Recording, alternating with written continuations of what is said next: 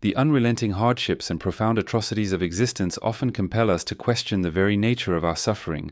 This confusion, frequently wrought by trauma, drives us to contemplate our daily necessities, whether they be financial, elemental, or existential. Alex O'Connor, a philosophical atheist of considerable renown, provokes considerable debate with his exploration of diverse themes such as religion, mythology, emotion, and desire. His inquiries delve into why so many individuals struggle to attain contentment despite material abundance or to discern a definitive purpose in life.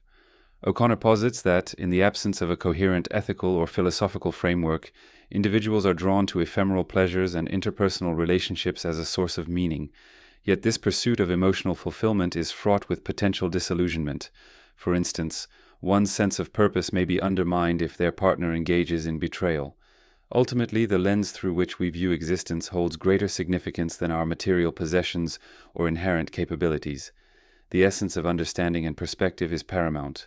We must learn to navigate life with a discerning eye that appreciates both the bonds we forge and the profound meaning inherent in our experiences. A lot of people talk about creating your own meaning.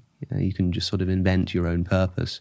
I've always been quite suspicious of this because to me, purpose means something like a reason to act. It's some kind of motivating factor. It's a reason to act or a reason to be. To create your own purpose is to sort of create a reason just for the sake of having a reason. It's like creating a task to fulfill just to have the sense of fulfilling that task. You know, like I can just set the task to count the blades of grass in my front garden. I can just make that task for myself, and then suddenly I've got this purpose to fulfill. I've got this motivation to do something because I want to count the blades of grass, but it just seems so sort of arbitrary. And there's a second order sense in which we can look at the very act of creating your own purpose, as it were, and think, is that a meaningful endeavor? You know, it doesn't seem to bottom out anywhere. And so I'm a little bit, I suppose, suspicious of that, because it is just subjectivity all the way down, in my view. But that's why the holy grail of secular ethics is some kind of objective grounding for ethics. Some people just try to brute force it with intuition. They say, like Sam Harris, you've had him on your show, he says, look, the worst possible misery for everyone is bad.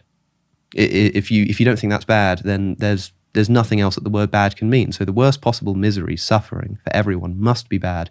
Therefore, we know that anything that moves us away from that is going to be better. It's going to be good. And then you have a framework. You say, as long as our goal is to move as far away as we can from the worst possible misery for everyone, whatever we do can be judged in accordance with that goal.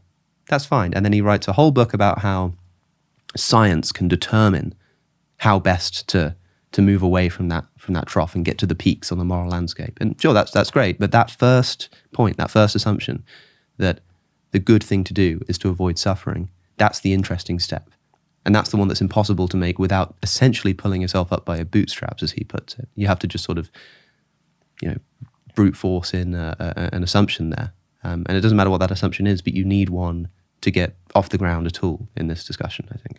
People do suggest different options here. So there's this idea of avoiding suffering, which is more or less a version of utilitarianism. It's about maximizing pleasure / minimizing suffering. Maybe these are the same thing. And that sounds great. Okay, we minimize the amount of suffering in the world, but there are certain times when our intuitions just seem to rub up against that kind of thing. So, I mean, any first-year undergraduate philosophy student will be asked questions like, for a utilitarian, would it be right to take an innocent person and kill them, to take 5 of their organs and donate them to 5 patients who need an organ transplant? Right? And usually there are second-order considerations again, like, well, if we lived in a society where that happened, people would be scared, all of this kind of stuff. But if you manage to just sort of control for all of that, people just want to say something like, you have a right not to be violated in that way.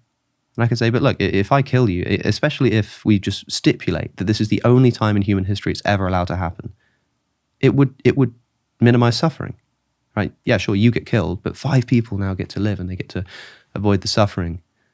It just seems like you want to say, no, that's wrong.